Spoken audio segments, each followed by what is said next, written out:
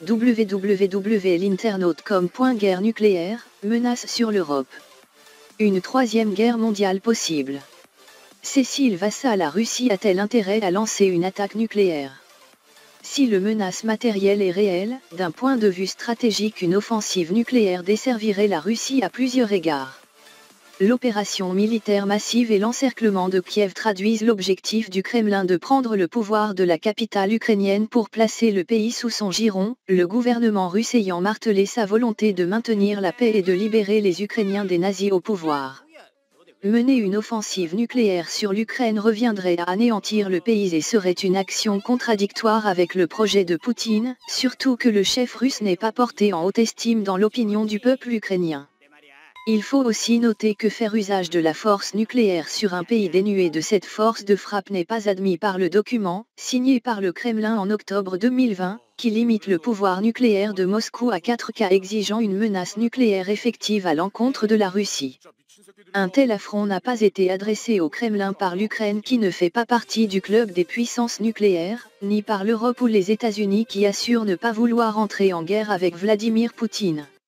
Moscou essaie donc par différents moyens de trouver une quelconque menace nucléaire chez ses adversaires, quitte à user de la propagande comme ce dimanche 6 mars 2022 quand un haut responsable du Kremlin cité dans les médias russes a accusé l'Ukraine de fabriquer une bombe sale à partir des restes du plutonium radioactif de Tchernobyl.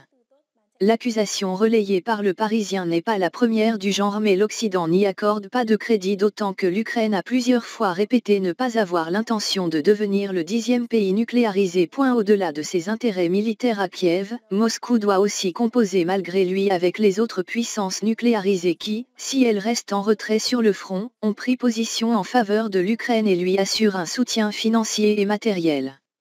Si Vladimir Poutine fait le choix de lancer une offensive nucléaire, il se pose en agresseur et s'expose à une riposte économique, militaire de l'Occident, voire nucléaire si son attaque porte sur l'Europe, et contraint la Russie à être isolée sur le plan international.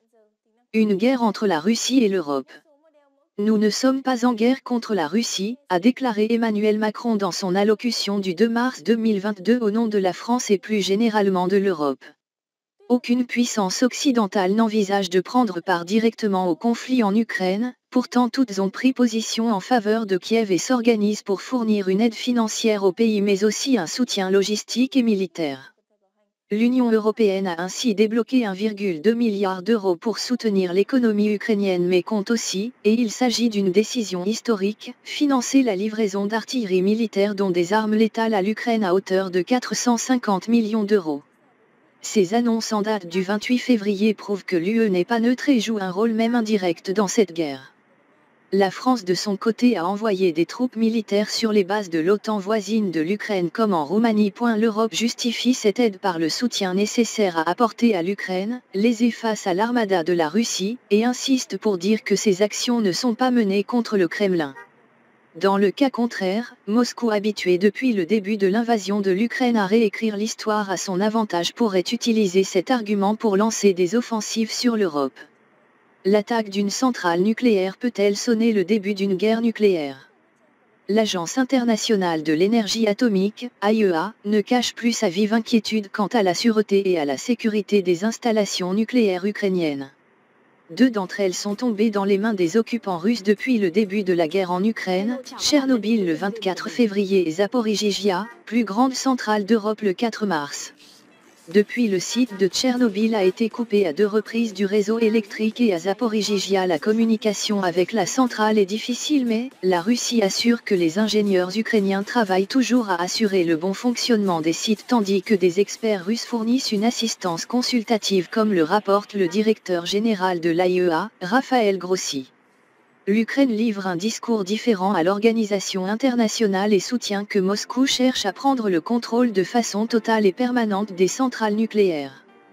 Depuis que l'occupant a mis la main sur le site nucléaire, le pays redoute le pire. Le 4 mars sur Twitter, le chef de la diplomatie ukrainienne, Dmytro Kulba, indiquait que si le complexe nucléaire de Zaporijjia venait à être frappé et à exploser, ce serait 10 fois pire que Tchernobyl. L'AIEA s'abstient de prendre position mais insiste sur la nécessité pour le personnel d'exploitation de pouvoir s'acquitter de ses tâches liées à la sûreté et à la sécurité, et pouvoir prendre des décisions sans pression indue. Les conséquences de l'explosion d'une centrale nucléaire pourraient s'étendre bien au-delà des frontières de l'Ukraine et donner lieu à des sanctions internationales contre la Russie, ou le pays responsable de l'attaque.